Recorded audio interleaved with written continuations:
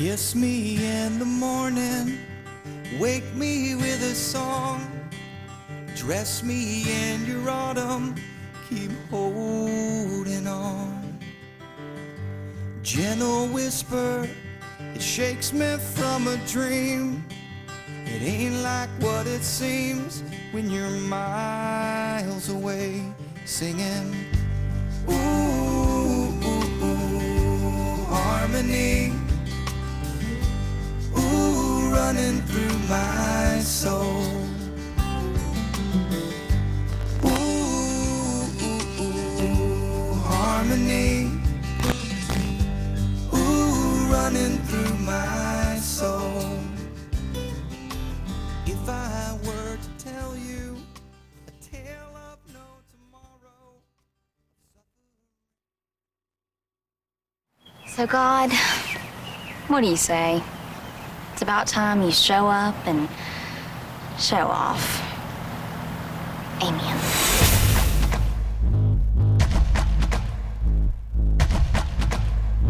We found the story of Hometown Legend in a script. My son in Dallas came to me and said, this is a story worth building a company around. So we actually did. We actually started our film company and decided to shoot the movie and also do a novel based on the same story. When we've got a football story, a high school football story, it has to be set in the South. And as you think about, which state do you set it in? Do you set it in Texas, where football is king, or do you set it in Alabama, where football is a religion?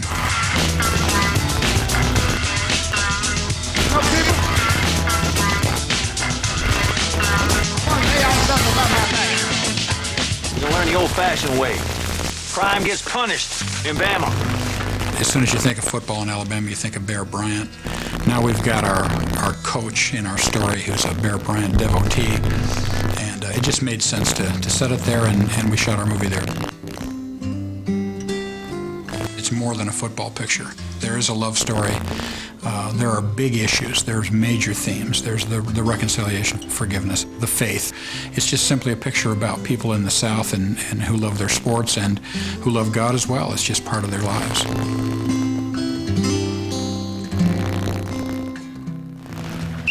Water break! No, not for you, dog. Till you learn to trust your teammates, you ain't good enough to drink with them. My biggest role, I think, was to try to stay out of the way and let the young people do their thing. I'm a movie buff, always have been, always wanted to make movies, and am very proud of this first effort. My son Dallas was the producer, and he hired a director, James Anderson, who is roughly his same age. They're both in their mid-20s. We really wanted to make a picture of quality, and that doesn't always mean the biggest name. It means the best actors you can find.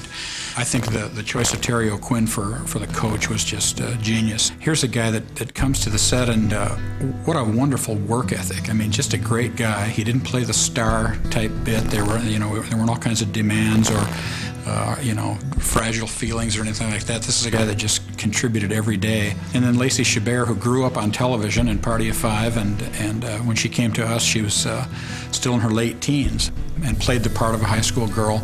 And we feel it was just radiant, and again, a real pro. We had a newcomer named Nick Cornish who plays the mysterious stranger. We think this may be a picture that is known as Nick Cornish's first movie. Besides being the producer of the film, Dallas actually plays a part in the movie, and it's in one of the earliest scenes where he's the coach's son. And it was a very stark experience to watch my own son die on film, and so convincingly, and so many times because of how many takes we had to do. We had great fun shooting in Alabama as well. We used a lot of local extras. We shot south of Mobile in a town called Foley, and the town really just rolled out the red carpet for us. That was one of the great experiences of doing this, was to actually do it in the setting where the story is set and see that we really wanted to catch that flavor, and the local people brought it to us. The biggest surprise to me was how Dallas and the director, James Anderson, They set an atmosphere on the set where all these old pros who worked on the film, lots of character actors, and Terry and Kirk and even Lacey, even though she's a teenager, has been in the business for years, they all said the same thing, and they said, this is really one of the coolest sets we've ever worked on because people respect us, they listen to us. All the people that were involved in the film that I've talked to, and from the extras all the way to the stars, want to work with us again on a future picture. That's very gratifying. And so if we learned anything, it's that, whatever made those guys set that environment, we want to do it again and have that be the hallmark of what we're doing. Have people say, this is a movie company we want to work for because they make good films and they respect the people that work for them.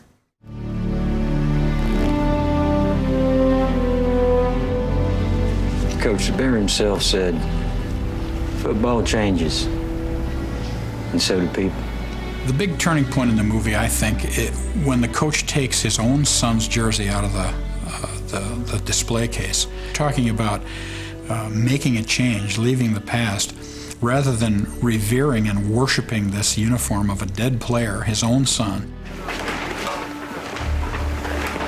This one seemed a bit aware, but I think it wants one more game. The most emotional scene in the picture, where he's got the needle in his mouth from taking this thing off the case and giving it to the player, and yet it works. I mean, I think it proves that he's come full circle and he's willing to give up that kind of talisman that links him to a past that is long past now. And if he really means it about people coming together and doing things differently and seeing things in a new way, he's done it. And of course, at the end, then he tells him to keep that jersey. So it shows that he's finally healing from that tough loss of his own. Keep that jersey. You're born to wear that.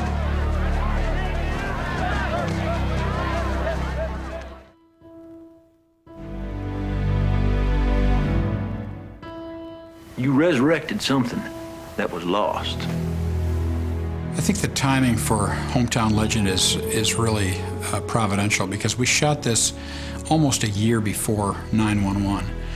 My wife and I happened to be in New York when the attacks on the Trade Center happened, and it was a very stark thing and a scary thing, obviously, for everybody, and yet somehow it made old-fashioned values okay again.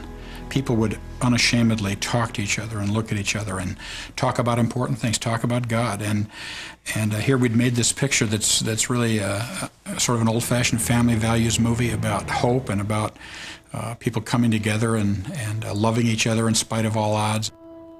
When we finally opened our picture just a few months after these tragedies, we found that people seemed to they long for this kind of thing. There are enough pictures of harsh realities and depression and pessimism, and here's one that says, yeah, life is tough and there's reality and we're all afraid and we all don't know what the future holds, but there are some bedrock values, and they're contained in this picture. I'm Rachel. Your FCA prayer warrior. One interesting dynamic in the pictures, we mentioned the Fellowship of Christian Athletes, which is maybe an organization that's not widely known outside the Christian community. No, I keep her game helmet till Friday night. It's kind of a visual reminder that I need to pray for you. In the story, Rachel is an FCA prayer warrior, and she says this to the Elvis character, and her job is to pray for him during the season. And it's very subtle, but it's just dropped in, and I think a lot of people, especially in high school who are involved in an organization like that, will catch it.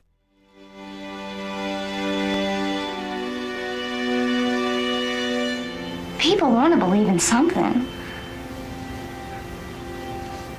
Maybe even you. We're people who happen to be Christians who make movies, and we do have a worldview. I think that'll come out in the positive nature of the film, and the happy ending and the uplifting look and the feel of hope for people.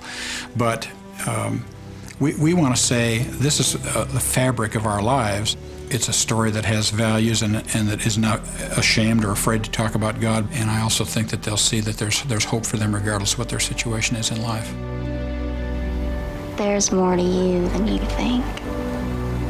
This is really a story of hope. And I'd like to think if somebody's watching this movie and they have a problem in their life. Maybe they're a single parent, maybe they're bankrupt, maybe they've been ill, maybe they've been out of work. Whatever their problem is, and whatever seems hopeless to them, there is hope. It's not a hopeless world. We don't all have to live in despair and feel like everything has to be pessimistic in the end. That's our worldview, is that there is hope.